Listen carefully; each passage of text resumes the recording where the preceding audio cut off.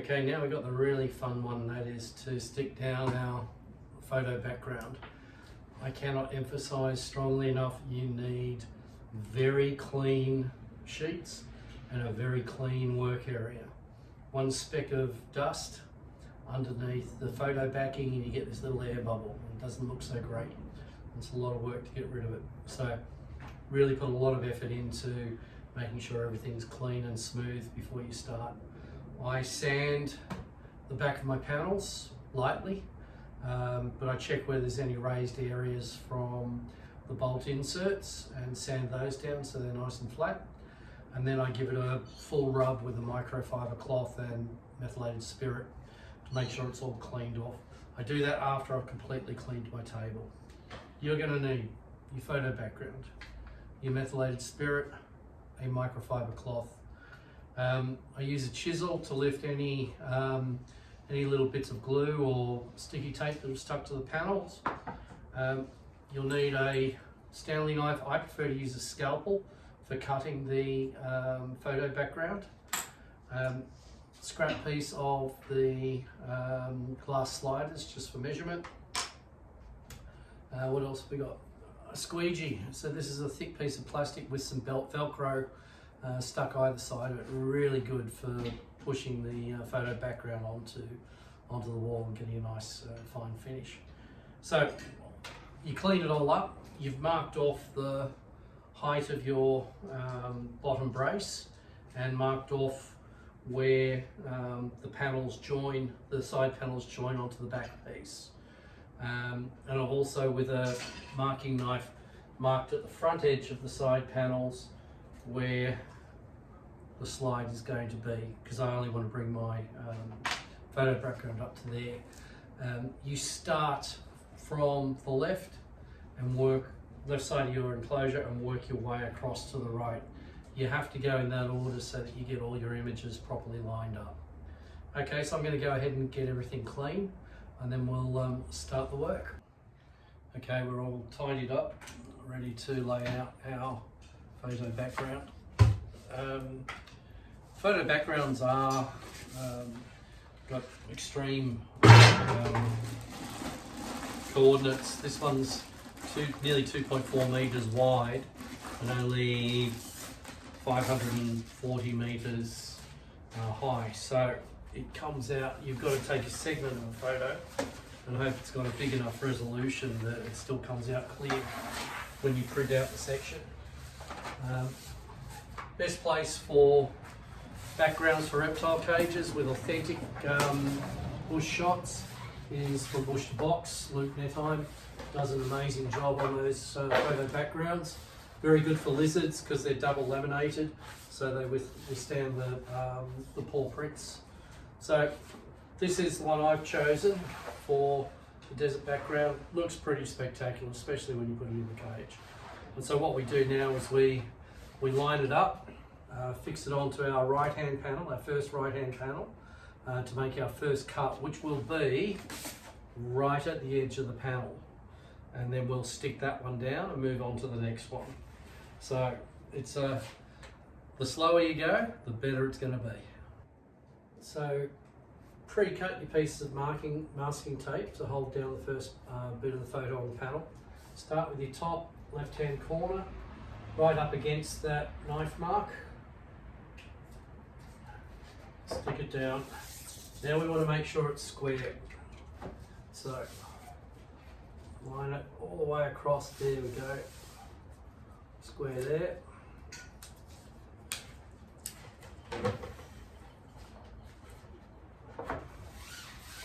Down this way, square here,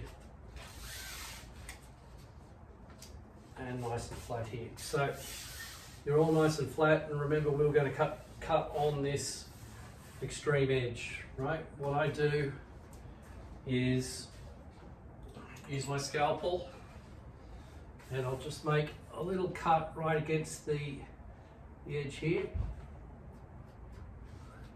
So I've got that cut, then I get my plaster square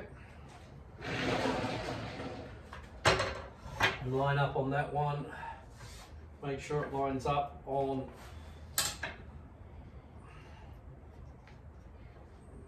bottom edge. So we are good to go. Now cut.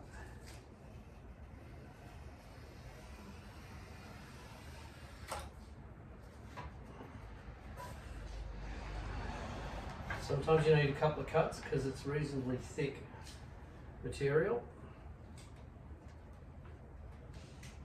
So once you get penetrated, you can use the edge of the panel to do your cut. And so what we've got now is we've got the sheet ready to be stuck down on the first panel, and then we'll start the process again on the back panel. The next thing I do is very delicate. So I flip the background over, and what I want to do is just cut about 10 centimeters or so down. I want to cut through the backing paper, but not the photo background. So it's a really light touch on the paper. And this is just to get the backing fixed, and then I can unroll it later. There we go, I've lifted it from the corner. So I pull it back to my cut, which is there, and then I can get most of it off.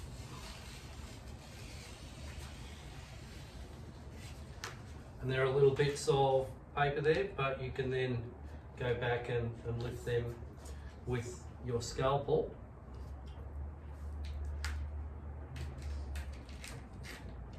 Trying not to get too much crap on the sticky backing as well. Okay, so that'll work for you. Now what we do is we turn it over and fix it to the corners. So very now we can start moving forward slowly, just making sure you don't get any creases or any air bubbles. Take your time. If it's not going where you want it to, lift it back up and move it back into position.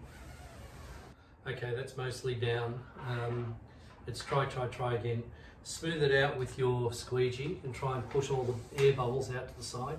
If you can't get them out, give a little prick with the scalpel and then just push the air out of the bubble via that hole.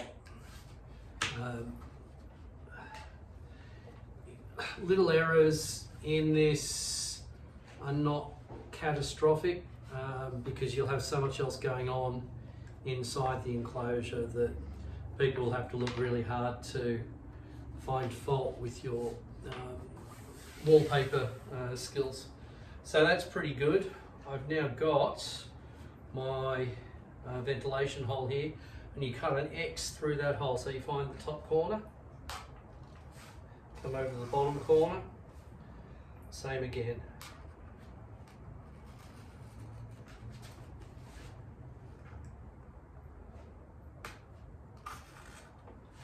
Now you'll notice that I also clamped the board down. That helped me lift the wallpaper up and down.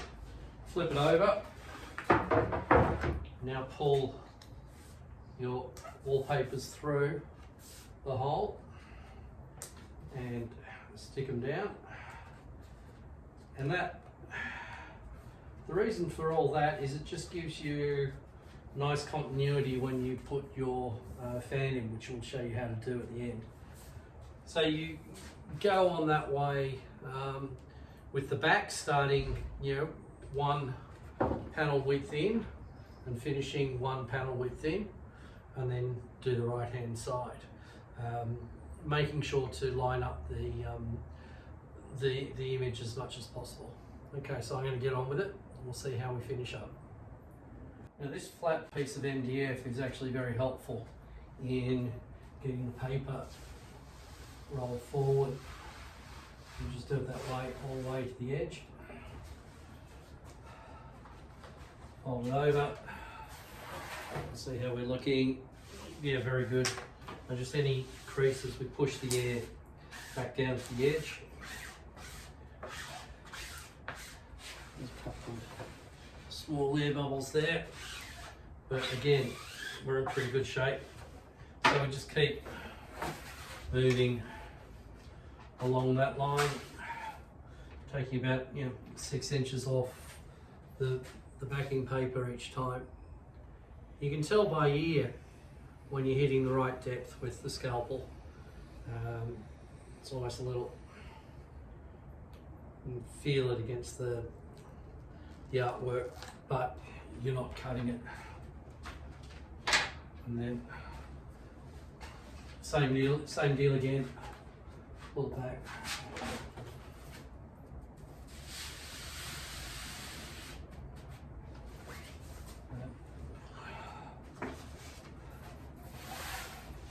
Yep, that's doing well.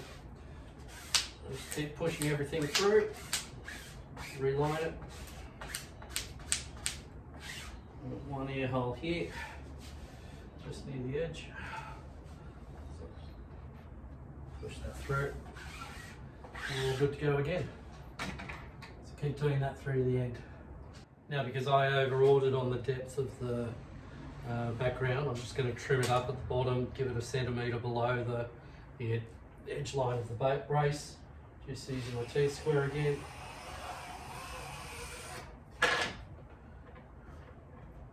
Lift it up.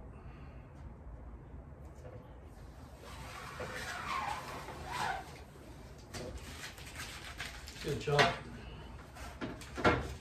Now we're done, let me show you how it looks. That's pretty special.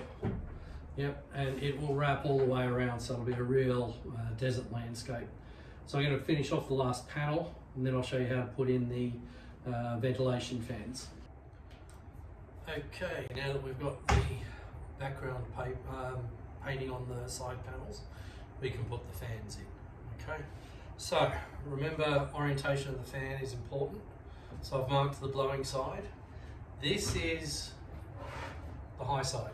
Okay, so I want it blowing the air out of the cage. So the blowing side is going to be on the outside piece forward, right? And remember, I'm going to push through from the back. So all I do is lay my mesh over the gap, and because my power source is going to be at the top of the cage, I orient the USB upwards. And now just push it through. I'm on a flat piece of board, so that should be flush. And then it's simply a matter of putting a screw in opposing corners to hold it in place. Doing it gently. Screw there.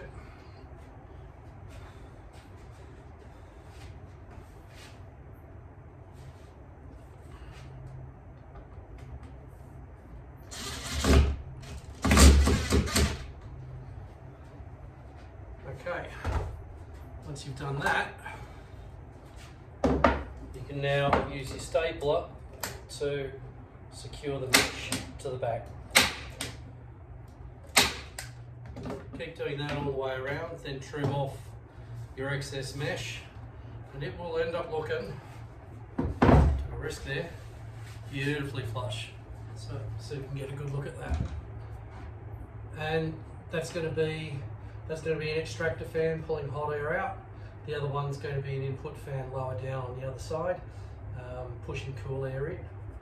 Get those done, then we're ready to put it together. So I'm going to finish it off, put it together and see how it looks. Exciting times.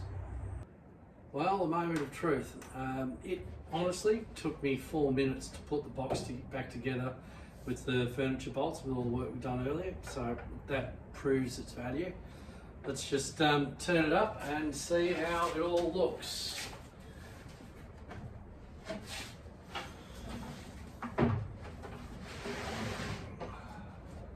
What do you reckon? I think it's absolutely fantastic. We'll do another look in just a second. Okay, this is the handheld view. So coming in, look, the corners are pretty damn good. Full wrap around. All connected nicely. Fans are in place, they look beautiful. Okay, everything's ready down below to unfold the plastic and get all the sand and earth in for the plants. And the big job tomorrow is doing all the electronics into the roof, all the lighting and heating and everything. But that is how we look after putting the wallpaper on, and I have to say I'm stoked. Okay, see you on the next round.